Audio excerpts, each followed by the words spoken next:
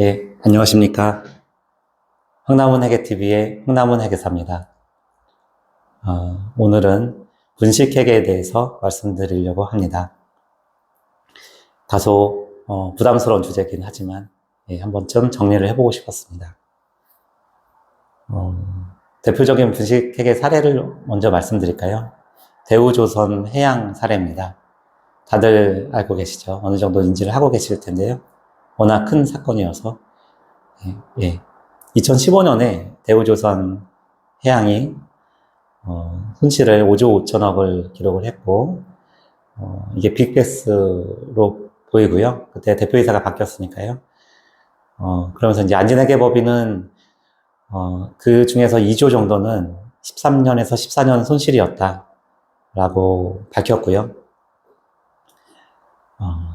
파장이 컸죠. 이렇게 분식하는 그 대표적인 사례가 그 예정원가를 낮추면 이게 투입법이기 때문에 진행률이 올라가서 매출을 조기에 인식하게 됩니다. 그렇게 해서 조기에 매출을 인식하면서 계속 이렇게 조기에 인식을 한 것이었겠죠. 네, 그렇게 함에 따라서 이익을 조기에 잡고, 그리고 공사손실 충당부채라든지 이런 부분도 가소 인식을 하게 되고요. 그리고 장기 매출 채권에 대한 대손, 이런 부분 누락하고, 그리고 이제 해외 법인에 대한 자산 등을 과대계상하고요. 이렇게 예정원가를 낮추니까 이제 수주도 더 저가로 하게 되고, 그런 것들이 이제 경쟁사한테도 영향을 줘서 저가 경쟁을 더 시킨 그런 결과를 초래하기도 했습니다. 그래서 법인세도 6천억 정도 내고, 그 기간에. 그리고 이제 성과급도 몇천억을 받았고요. 좀 도덕적 해이가 있었던 것이죠. 산업은행도 이제 최대 주주인 산업은행도 좀 공무원 마인드로 좀 힘든 환경이었는데도 공무원의 그런 성과지표, 성장성 몇 %, 안전성 얼마, 이런 식으로 지침을 내려왔고, 이제 그런 것들을 맞추려다 보니까 그런 분식회계가 또 발생한 측면도 있었던 것 같고요.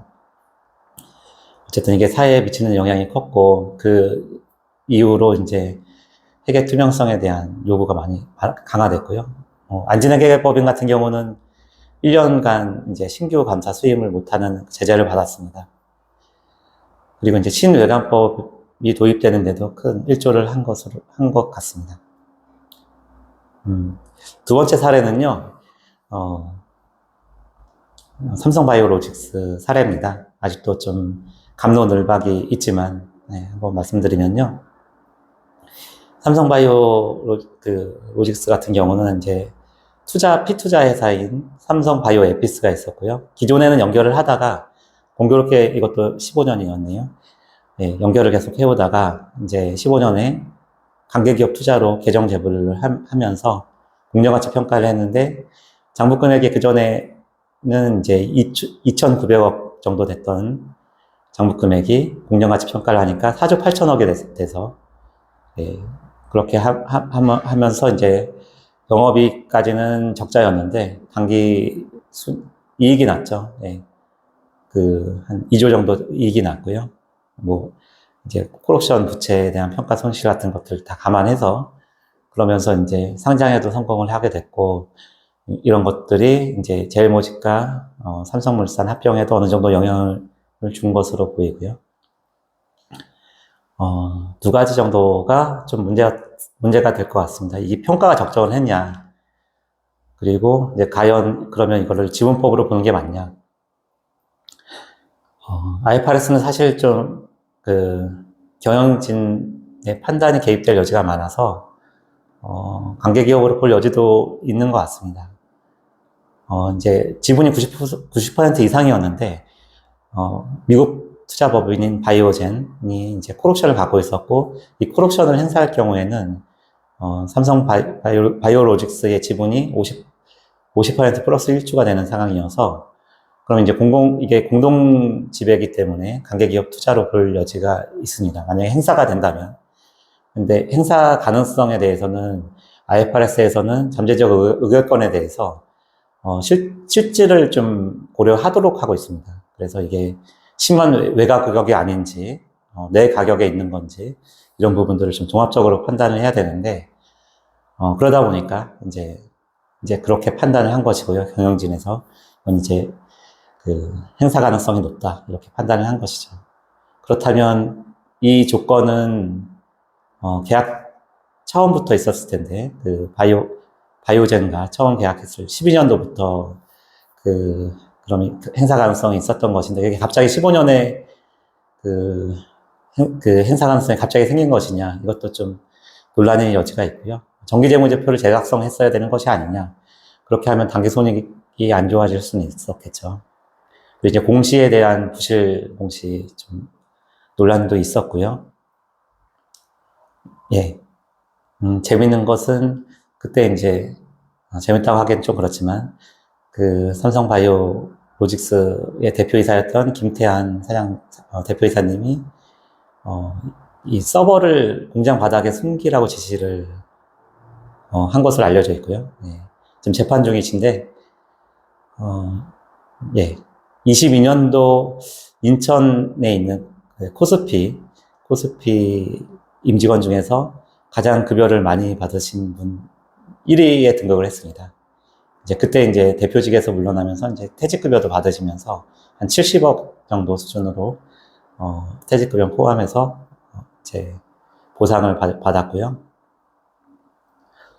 이거 재밌죠? 아니, 재밌다기보단 한번 좀 인지부조화가 생기면서 뭔가 좀 생각해 볼 필요가 있는 부분이 아닌가 하는 생각이 들고요. 예, 어쨌든 삼성 바이오로직스도 뭐 주식회사고요. 예, 상장사고요. 예. 그렇다면 이런 의혹이 있는 분이 그렇게 보상을 받을 만한 그 역할을 했을 수도 있죠. 뭐 상장을 어쨌든 성공시켰다고 한다면. 예. 하지만 좀 고민해 볼 필요는 있겠다. 세 번째는 이제 특정 회사는 아니고 이제 무자본 M&A 사례입니다. 보통 이제 회사가 힘들어지고 이제 좀 꺾이는 그런 상황에서는 이제 시총이 그렇게 크지 않고 그런 주가 변동이 좀 용이해지면 좀 타겟이 되는 것 같습니다. 그런 회사, 껍데기 회사들은 그러면 이제 대주주가 바뀌면서 그 세력이 들어오죠. 네. 그 세력은 무슨 투자 조합이라든지 무슨 홀딩스 이렇게 들어옵니다. 들어오면서 뭐 전환사채로 들어오는 경우도 있고요. 아니면 이제 주주 양수도 계약을 통해서 임용 계약이 있는 경우도 있는 것 같고요. 기존 사업 부분은 떼주겠다, 뭐 이런 식의.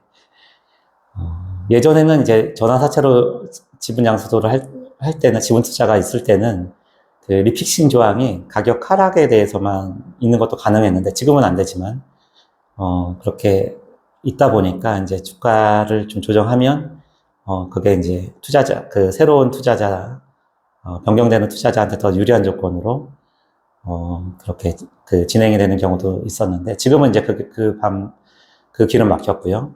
어쨌든 악용된 사례가 있다. 그러면서 보통은 이제 뭐 비상장 주식 등에 바로 투자가 들어가죠. 대여도 이루어지는 경우가 있고요. 작은 거래가 생깁니다. 특수관계자한테. 그러면서 그런 것게 무자본 M&A니까 이런 것들이 이제 사채 시장, 뭐 아니면 이제 그 저축은행 등에 이제 대출을 받고 이렇게 들어온 거다 보니까 그런 대출금 상환, 사채 상환에 소요가 되고요. 이런 것들이 빈번하게 실제 발생하는 것 같습니다. 예, 그러다 보니까요, 이제 금융위에서 2019년도에 회계 부정 조사에 관한 가이드라인을 보도를 했습니다. 그 부분에 대해서 한번 말씀을 드려보겠습니다. 한번 쓰면서 말씀드려볼까요? 19년도 12월에 보도가 됐고요. 예, 이제 가이드라인이 어떻게 되어 있냐면, 일단 감사인이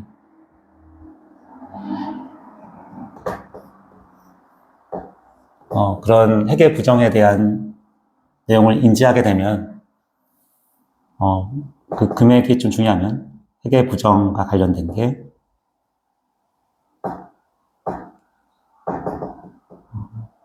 재무제표에 미치는 영향이 중요할 때.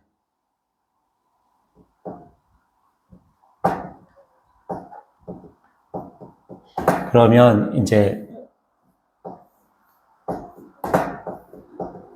내부 감사나 감사위원회 통보하도록 하고 있습니다.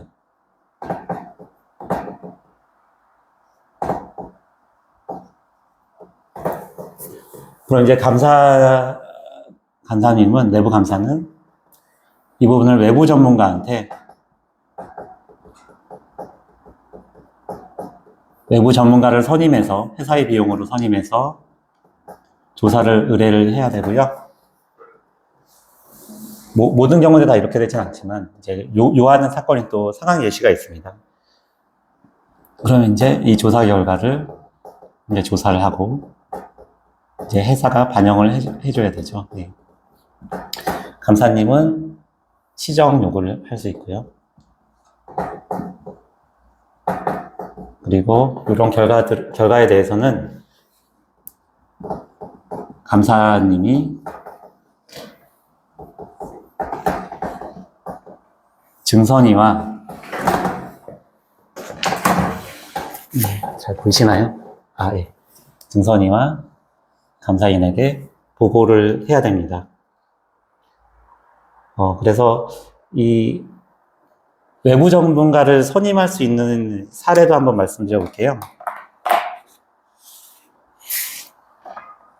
네, 칠판이 좋네요. 네. 이번 선임할 수 있는 상황 사례, 상황 예시.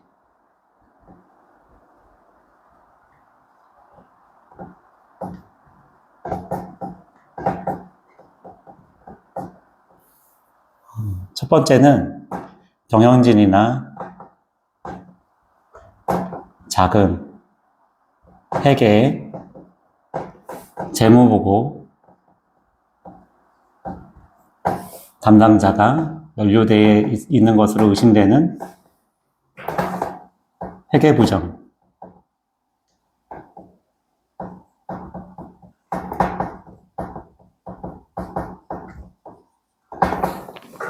최근에 이런 경우도 많죠. 그 오스템 임플란트라든지 경남은행, 우리은행 이렇게 횡령이나 유용 같은 경우가 많이 생기는 것 같습니다. 그래서 이런 경우에 할 수 있고요. 두 번째 사례는 목표이익 달성 등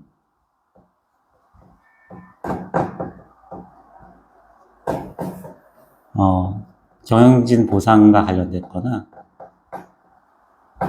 연임 등과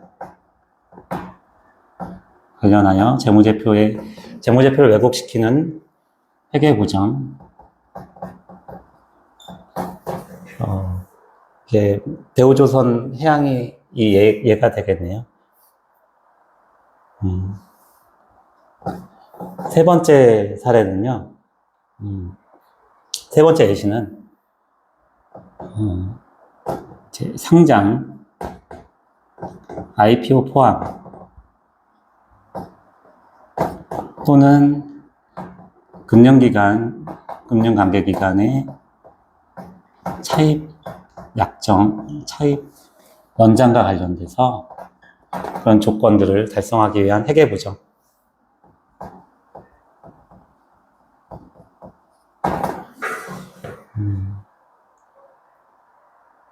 이 IPO 진행 중인 회사 같은 경우에 실제로 이제 이런 분식의 유인이 큰 것 같아요. 특히나 이제 한번 미끄러졌다. 두 번째에는 더 이제 사활을 걸기 때문에 뭐 이제 자산을 부풀리고 가공 매출을 한다든지 뭐 개발비 인식하고 이제 그렇기 때문에 매출 테스트, 감사 절차를 잘 치어야 됩니다. 치어야 되고 자산 쪽을 좀 잘 봐야 돼요. 채권이 늘고 있지 않나, 재고가 늘고 있지 않나, 그리고 이제 부실 자산들이 좀 쌓이고 있지 않나 이런 부분도 잘 봐야 되고요.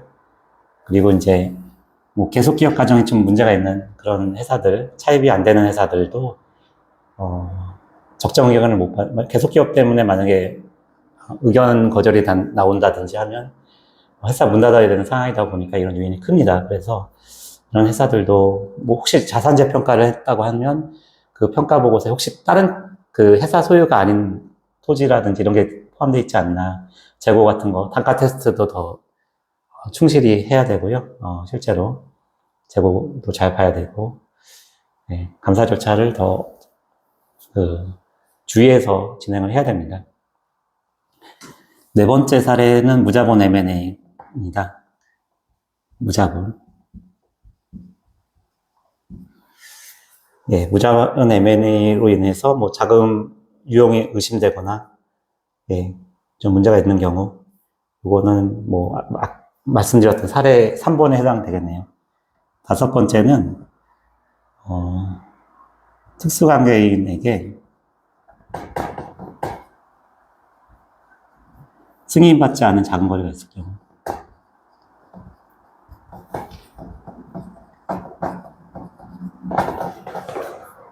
실제로 이제, 이게 다 복합적인 상황에서 발생을 하는 것 같습니다. 작은 거래도 이 4번하고도 영향이 있을 것이고요. 그리고 이제 여기서 언급은 안 돼 있지만, 특간자 거래 등을 통해서 매출을 좀 부풀리게 하거나, 이제 이런 IPO 뿐만 아니고 이제 관리 종목으로 지정이 되는 상황에서도 뭐 영업 손실이 계속 난다. 4개년도 연속으로 난다. 아니면 매출이 코스피 같은 경우는 2년 연속 50억이 안 된다. 그런 관리 종목으로 될 수 있는데 그런 조건들을 좀 피하기 위해서 좀 하는 경우가 있기 때문에 그런 부분도 특간자 거래는 그래서 좀 중요한 것 같습니다. 예, 작은 거래는 당연히 중요하고요. 여섯 번째는 이제 문서의 위조, 훼손, 거짓 진술 등으로 외부 감사인이 감사를 방해하는 경우 등이 있을 수 있을 것입니다. 그래서 문서 위조까지 갔다면 정말 할 때까지 간 것이고 실제로 예, 문제가 큰 것이겠죠. 예. 예. 예, 이렇게 좀 오늘은 좀 무거운 주제인 것 같긴 하네요. 그래서 말씀드리고 싶은 거는 저희가 이제 어쨌든 감사도 절차를 잘 해야 될 것 같습니다. 그리고 이제 저널 엔트리 테스트 하나만 더 덧붙여서 말씀드리면 저널 엔트리 테스트라든지 실제 이제 단가 테스트 이런 것들을 통해서 이상한 거래가 많이 발견되기도 합니다. 그래서 이제 그 주말 거래 중에서 뭐 좀 이상한 거래들 아니면 연초 연말에 큰 금액들 이런 것들 통해서도 좀 이상한 거래가 발견되기도 하니까 저희가 좀 이런 유인들이 있는 회사들에 대해서는 좀 더 면밀히 봐야 된다. 그리고 이런 회사에 또 계신 분들도 있을 텐데 고민이 많으실 것 같아요. 예, 그래서 어쨌든 대우조선해양 같은 경우는 그 국가 경쟁력에 또 안 좋은 영향력을 미칠 수 있고 그 관련된 그 임직원들이 워낙 많잖아요. 하도급 업체까지 생각한다면 그래서 이런 회계 처리에 대한 부분, 분식 회계 이런 부분에 대해서는 좀 더 저희가 조심하게 생각할 필요가 있다 하는 생각이고요. 예, IMF 때도 사실은 대우, 한보 그리고 유수의 대기업들 이런 분식 회계가 또 영향을 미치는 측면도 있죠. 예. 예, 저희가 어쨌든 외관법이 감사인들한테는 이제 밥벌이 그 수단이 되는 것이고, 그리고 지정제도 마찬가지고요. 어쨌든 감사인들한테 특혜를 주는 것이기 때문에, 우리가 어쨌든 국가나 정부에서 감사인들에게 기대하는 바가 있고, 그렇기 때문에 우리는 이제 직업적 소명을 다할 필요는 있다. 그런 생각이 듭니다. 독일의 아돌프 아이힌만이라고요. 한나 아렌트라는 유대인 철학자가 쓴 악의 평범성에 대한 보고서라는 책이 있는데, 이제 거기서 이제 재판 과정에 대한 얘기가 나오고요. 그분이 재판정에서 본인은 군인으로서, 명령에 따랐을 뿐이고, 명령에 따르지 않았으면 오히려 군인으로서 본분을 다하지 않은 것이 아니었겠냐. 이런 얘기를 했다고 합니다. 그래서, 집에서는 그냥 평범한 가장이고 따뜻한, 부모였을 텐데, 그런 분들도, 그렇게 악인이 될 수 있다. 본인이 생각하지도 않는 그렇기 때문에 저희가 이제 그런 무비판적인, 사고, 비판하지 않으면 안 된다. 그런 생각을 해보았고요. 동양 철학에서도 인이 이제 도덕적 감수성이라고도 이제 볼 수 있을 텐데요. 사람으로서 갖춰야 될 덕목일 텐데, 이 인의 반대말은 불인입니다. 불인, 안일불자 써서 어지른자. 이 불인이 이제 한의학에서는 마비 증세를 뜻하기도 하고요. 그래서 마음에서 들리는 소리에 대해서 이미 다 아실 테니까 그런 마음의 소리에 대해서 귀를 기울일 필요가 있고, 계속 고민을 할 필요가 있다라는 생각이 들고요. 저 스스로도 좀 반성할 부분이 있으면 반성하고, 정당 주임을 다 했는지 또 한 번 더 되돌아봐야 될 것 같다는 생각이 들고요. 예, 혹시나 또, 지금 이런 갈등 상황에 있거나 좀 고민이 되시는 분이 있다면, 일단은 너무 이렇게 여기에 몰두해서, 너무 마음 상하고, 좀, 마음 아파하지 마시고, 네. 잡코리아를 잘 보시면, 네, 웃을 일은 아니지만, 네, 또 더 좋은 곳이 있을 수 있고요. 네, 그래서 요새는 또 이제 공인신고제도 이런 것도 이제 내부회계관리제도 이런 데서 또 외관법에서도 강조하고 있는 상황인데, 그런 부분도 고민을 해야 되고, 쉽지는 않을 것 같습니다. 대부분 다 정도 들었을 거고, 사람 대 사람으로는 다들 좋은 분일 수 있기 때문에, 어쨌든 고민이 많이 되시겠지만, 너무 정신적으로 피폐해지지 마시고, 네. 네. 더 좋은 곳으로 가실 수 있으면 가셨으면 좋겠습니다. 네. 긴 시간 경청해 주셔서 감사합니다. 감사합니다.